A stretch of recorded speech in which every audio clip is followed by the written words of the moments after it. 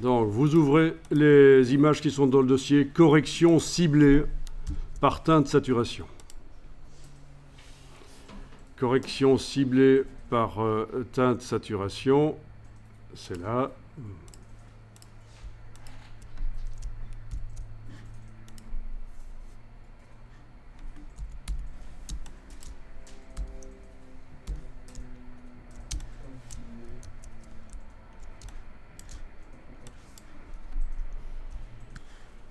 Alors l'idée ici est d'arriver à modifier la couleur du camion rouge sans que ça modifie le reste de l'image. Donc, il y a plusieurs solutions. On va étudier la solution du calque de réglage de type teinte saturation. Donc dans le menu, dans le bas de la palette des calques, teinte saturation. Voilà, un calque de réglage de type teinte saturation avec le panneau propriétés.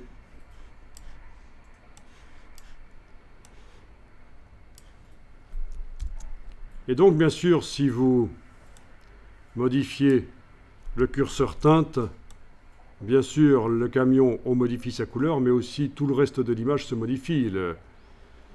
Peut-être pas le sol parce qu'il est gris, mais les arbres derrière, ça change. Donc, ce n'est pas la bonne solution, on laisse ça sur 0. Alors, ce que vous pouvez faire, c'est, à la place de global, donc là, j'ai bien remis, j'ai les 3 curseurs à 0. À la place de global, vous pouvez choisir rouge, dans ce cas-ci, puisqu'on veut modifier des rouges. Et vous jouez avec le curseur, et en principe, les arbres derrière ne changent pas de couleur.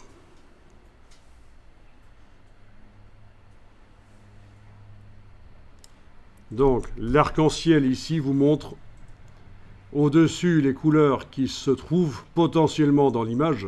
Toutes les couleurs là de l'arc-en-ciel du dessus peuvent se trouver dans l'image. Et en dessous, vous voyez ce qu'elles deviennent.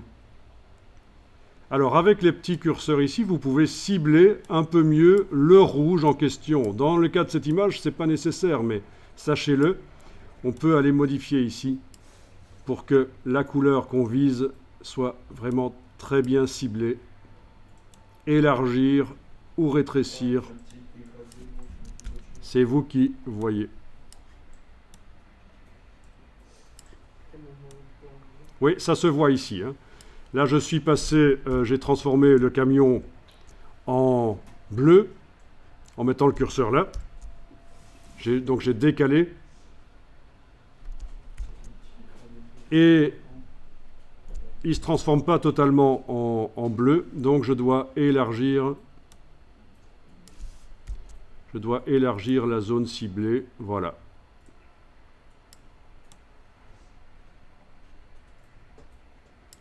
Et si je vais totalement à droite, bien sûr, les arbres changent, puisque le vert des arbres se modifie alors. Non, il faut que j'aille pas trop à droite. C'est les couleurs de l'image qui sont rougeâtres, comme ça, qui se modifient.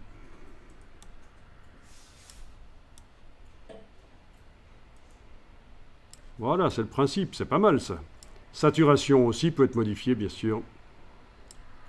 La luminosité, je ne vous conseille pas de le faire. C'est pas génial, il vaut mieux mettre un réglage de courbe. Mais bon, pourquoi pas, un peu. Je passe à l'autre image. Alors, l'autre image, ça va être un peu différent. L'autre image, je vais cibler encore mieux la partie d'image que je veux modifier. Oui, parce que là, vous voyez, j'ai du rouge là. Le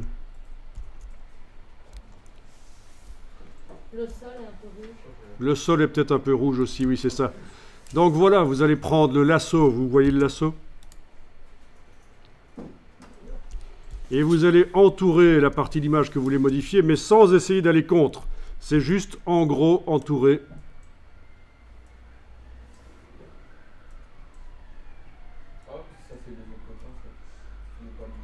Alors, si vous avez foiré comme moi ici, c'est pas grave. On va pouvoir Voilà, j'ai beaucoup foiré. Voilà, je reviens là où j'avais commencé. J'ai beaucoup foiré, c'est pas grave. Avec la touche majuscule, un petit signe plus apparaît à côté du lasso.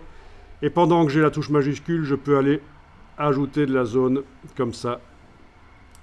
Voilà. Et la touche Alt, un signe moins apparaît et je peux aller enlever de la zone. Voilà.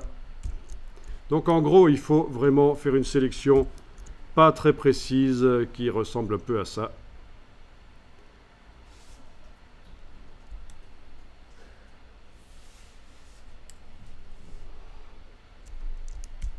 Mais vous avez indiqué la partie d'image que vous voulez modifier. Alors, la sélection, elle est à bord net. Et vous pouvez la voir sous forme de pixels, la sélection. Et pour comprendre ce qui va se passer, ce serait bien que vous affichiez la palette des couches. Menu fenêtre, couches. Donc, la palette des couches, vous vous souvenez peut-être là où on stockait les sélections mémorisées. Alors voilà, vous allez utiliser ici le Quick Mask et vous voyez entre parenthèses le raccourci c'est Q. Vous pouvez utiliser la touche Q sur le clavier. Voilà. Pourquoi je vous le dis aussi, c'est parce que souvent on enfonce par erreur la touche Q et on ne sait plus rien faire dans Photoshop, on se demande pourquoi. Donc la première chose à faire, c'est d'aller vérifier est-ce que ceci ne serait pas enclenché par hasard. Le Quick Mask. Et donc ça vous affiche les pixels sous forme de noir transparent. Ça fait une couche alpha temporaire. Le temps que le Quick Mask est enclenché, la couche alpha apparaît dans la palette des couches. C'est la même chose que les couches alpha qu'on a vues précédemment. Quand on double-clique sur elles, on peut dire que tiens, je veux que ce soit plutôt vert. Les pixels noirs apparaissent en vert transparent et pas en rouge transparent. Peu importe, on est là pour faire une opération qui va faire en sorte que entre ce qui n'est pas sélectionné et ce qu'il est, je vais changer d'outil parce que c'est trompeur. On n'utilise plus du tout de lasso, ça c'était avant quand on a fait la sélection. Donc entre ce qui n'est pas sélectionné et ce qui est sélectionné, il faut une zone de transition et pour ça vous allez pouvoir aller dans le menu filtre, flou, flou gaussien, filtre flou, flou gaussien. Et vous jouez sur le curseur avec la case aperçu cochée de manière à avoir un flou. Pas trop fort, bien sûr, il ne s'agit pas de faire ça. Ça n'a aucun sens, ça. Ni faire un truc comme ça n'a aucun sens non plus. Il s'agit d'amener du flou sur le bord de la sélection, mais pas trop ni trop peu, quoi. Voilà. Dans ce cas-ci, ce genre-là, vous voyez le flou. On le visualise. C'est ça l'intérêt. C'est qu'on visualise le flou.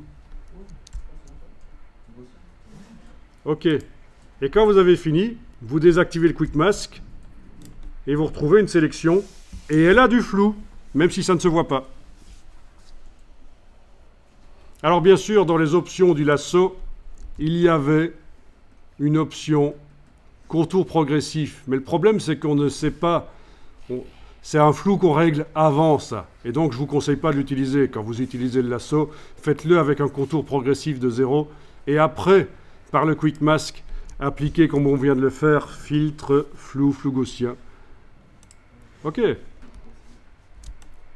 Alors, une fois que vous avez ça, vous allez ajouter un calque de réglage de type teinte saturation. Vous allez lui dire que vous modifiez ce qui est rouge. Vous modifiez.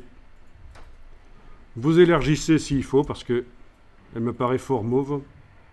En fait, c'est le bleu. Une partie du rouge se transforme en bleu, mais pas tout. Donc ça fait du violet comme ça, en fait. Il faut élargir.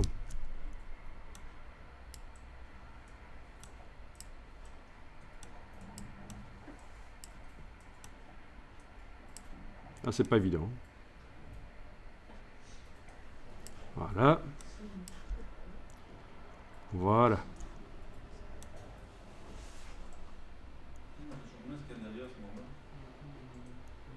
Ah oui, ça modifie un peu ce qu'il y a derrière aussi, oui. On va corriger après.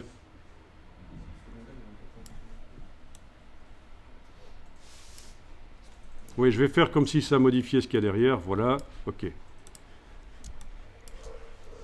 Ça marche jusque-là? Alors remarquez ce qui se passe par rapport à précédemment. Vu qu'on avait une sélection au moment où on a ajouté le masque, au moment où on a ajouté le calque teinte saturation, le calque de réglage, on avait une sélection, mais il a été transformé en masque ici.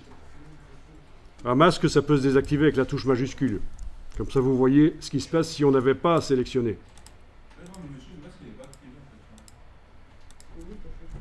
Donc, il y a un truc bizarre dans votre version de Photoshop. Vous aviez la sélection active sur l'image quand vous êtes allé ajouter le calque de réglage teinte saturation.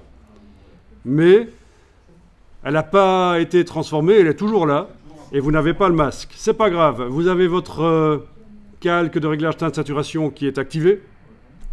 Vous allez dans Menu Calque, Masque de fusion, et vous demandez Tout faire apparaître. Est-ce que vous avez bien désactivé le Quick Mask ici? Ok, je vais venir voir chez vous ce qui se passe. Bon, je ne sais pas ce que vous aviez fait comme erreur, mais finalement, en jetant tous les calques et en recommençant l'ajout d'un calque teinte saturation, ça a fonctionné. Alors, en effet, ça déborde parfois, mais on va aller retoucher ça. Donc, il faut regarder ici. Le masque du calque de réglage, il est bien activé, il est encadré. Vous allez prendre le pinceau. Vous allez dessiner en mode normal, 100, 100, 100%, 100%. Vous allez dessiner en noir, si vous voulez que ça n'agisse pas, et en blanc, si vous voulez que ça agisse. Donc là, je dessine avec du noir. Je choisis avec CTRL-ALT et le clic droit de la souris le diamètre et la dureté. Voilà. J'amène du noir dans le masque de fusion pour empêcher le réglage d'agir à certains endroits. Si j'ai débordé, je dois dessiner en blanc. Touche X, je dessine donc avec du blanc. Et voilà. Et ça peut servir de se souvenir comment on fait des droites dans Photoshop. Clic, majuscule, clic. Ok.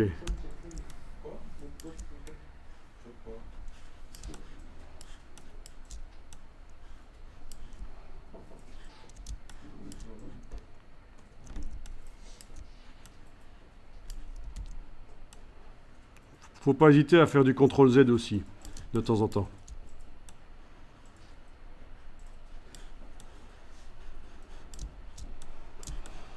Faut réfléchir, quoi.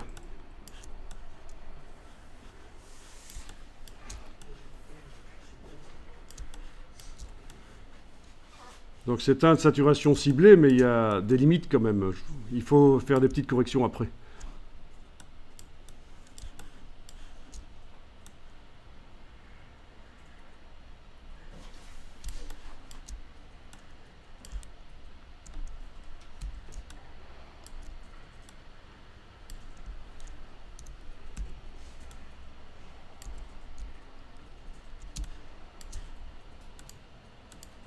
Et voilà.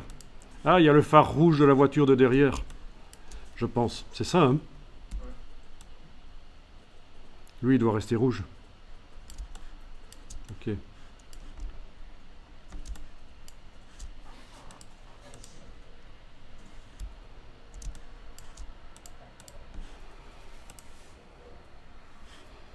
Bien. Alors, il y a un piège, c'est que quand vous retournez faire réapparaître le réglage en double-cliquant sur la partie gauche du calque, vous voyez rien, tout est à zéro. Parce qu'en fait, le réglage il s'est fait sur les rouges, dans ce cas-ci. D'accord? Ça c'est le gros piège. On se dit, mais tiens, où est mon réglage? Si vous avez fait un réglage ciblé, il faut aller chercher là où il est. Ok. Alors, c'est un peu plus réaliste dans ce cas-ci, je trouve, si je diminue la saturation. Parce que sinon, ça fait un bleu un peu irréel, mais pourquoi pas. Électrique, mais bon. C'est plus réaliste si on diminue la saturation. en plus de modifier le rouge vers le bleu. Vous enregistrez le fichier.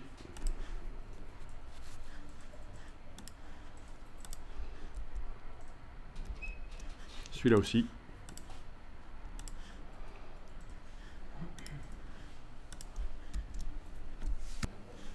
Donc ça veut dire que si vous devez faire la publicité d'un produit qui existe en plusieurs couleurs, mais vous n'avez qu'une photo d'un produit dans une couleur, vous pouvez modifier, dupliquer la photo et faire de manière fausse les autres couleurs. C'est un des exemples.